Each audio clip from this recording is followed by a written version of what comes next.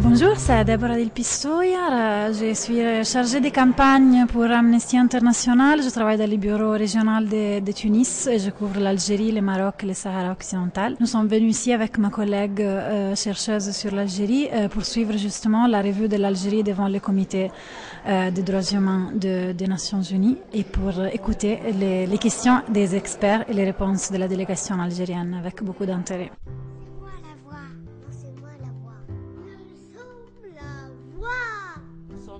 La voix des sans-voix.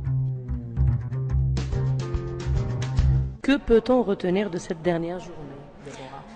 Bon, on a écouté toute la session avec beaucoup d'attention et de curiosité parce qu'on s'attendait aussi d'autres réponses par rapport aux questions qui ont été posées hier, des questions très pointues de la part des experts, franchement. On est un peu déçus parce que les autorités algériennes ont évité de répondre à certaines questions assez sensibles et notamment, il n'y a pas eu de réponse sur des cas spécifiques, des cas individuels qu'on est en train de suivre directement. Par exemple, le cas de Mohamed Tamalt, journaliste qui a décédé en prison en décembre 2016. Mais aussi sur le cas du blogueur Merzoug Touati qui vient d'être condamné en appel à 7 ans de prison et à 5 ans d'interdiction de quitter le territoire national. Et ce sont des cas assez emblématiques, notamment le cas de Merzoug Touati, c'est un cas de violation claire de la liberté d'expression. C'était un blogueur qui rêvait de devenir journaliste et les autorités ont juste skippé la question en évitant de répondre en disant que la réponse avait été déjà donnée auparavant. Mais il y a eu aussi un certain nombre de déclarations qui ne représentent pas forcément notre vision exacte de la réalité, notamment pour ce qui concerne la loi des associations 1206 de 2012 qui nous préoccupe énormément justement pour son manque de respect des standards internationaux. On remarque que la réponse du ministère de l'Intérieur et de la Justice affirme que la loi serait conforme aux standards internationaux, mais aussi qu'elle prévoirait un régime déclaratif, alors qu'on remarque que plusieurs associations restent dans un limbo légal, administratif.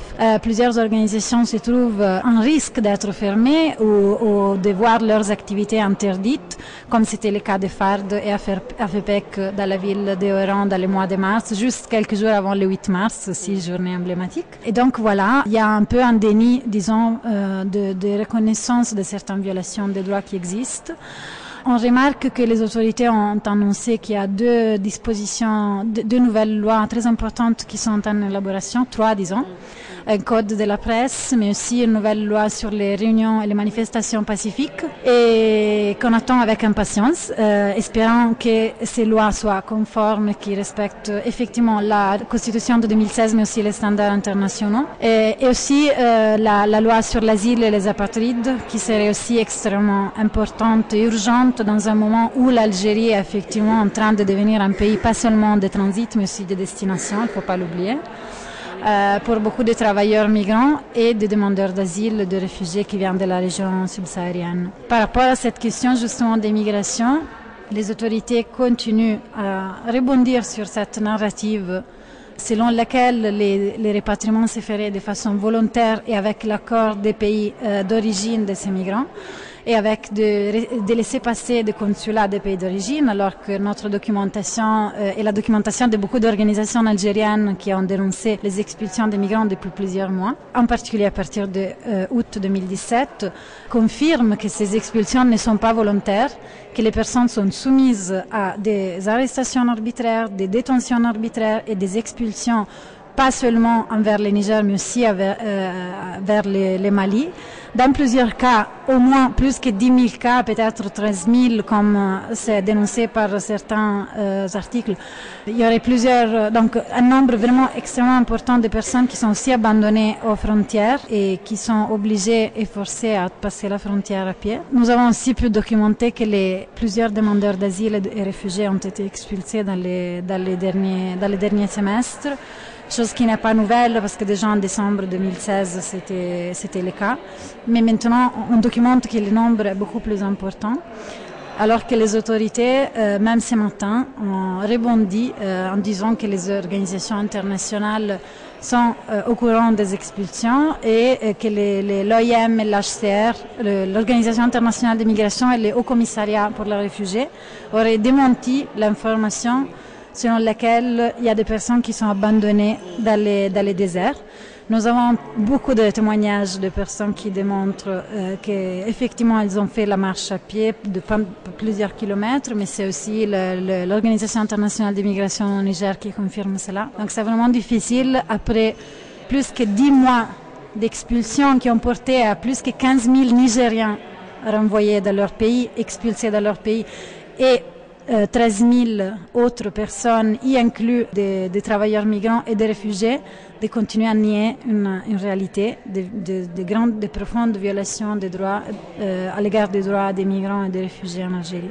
Amnesty International est en contact avec les différentes ONG établies en Algérie. Comment vous arrivez à vérifier l'info, par exemple? Notre information se base toujours sur des témoignages de première main. Donc, on a bien évidemment des contacts avec plusieurs organisations algériennes, mais pour ce qui concerne la documentation qu'on utilise pour produire nos rapports, ce sont toujours des informations de première main. Donc, on ne fait pas référence ni à la presse, ni aux informations passées, disons filtrées par des organisations, même si ce sont des organisations indépendantes. Donc, ce sont des informations qu'on essaye toujours de vérifier nous-mêmes. Dans la majorité des fois, on n'est pas sur le terrain quand il s'agit d'États, disons, autoritaires, mais on a la possibilité de vérifier à travers d'autres outils, aussi informatiques, etc., les informations. On essaie de récolter le plus grand nombre de matériel possible, y inclut matériel photographique, vidéo, etc. On analyse toujours les documents légaux à disposition. Donc notre méthodologie est très stricte et très rigide. On essaye toujours d'être le plus précis possible par rapport et indépendant bien évidemment, donc en essayant de consulter toujours toutes les parties incluses. Évidemment. Est-ce qu'il y a un quelconque dialogue avec les institutions officielles en Algérie? Notre section de Amnesty Algérie, elle a des relations avec les autorités, elle essaye d'établir un dialogue constructif avec les autorités en gardant toujours notre mission qui est celle de dénoncer les violations des droits humains. Donc on continue à dénoncer les violations des droits humains qui se déroulent en Algérie en essayant de construire, disons, un dialogue constructif avec les autorités dans le sens où on essaie de les interpeller pour avoir accès aux informations, parce que n'oublions pas que l'accès à l'information en Algérie reste un grand défi.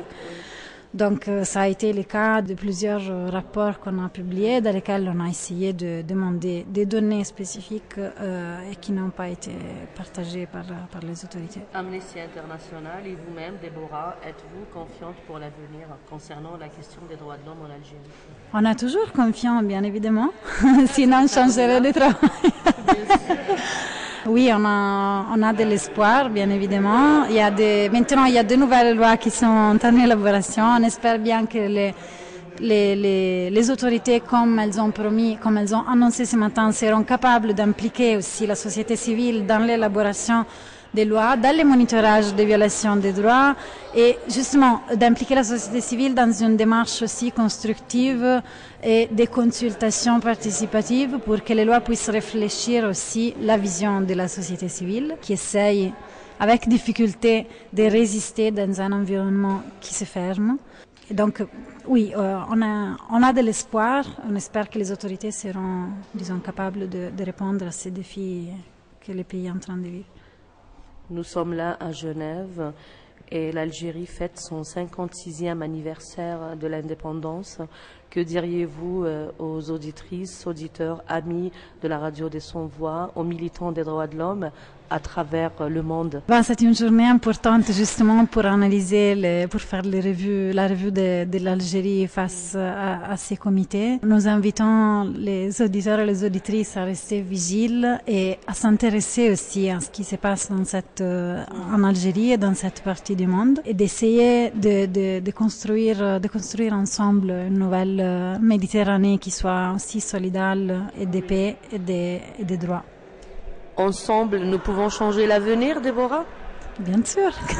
Merci beaucoup. Au revoir.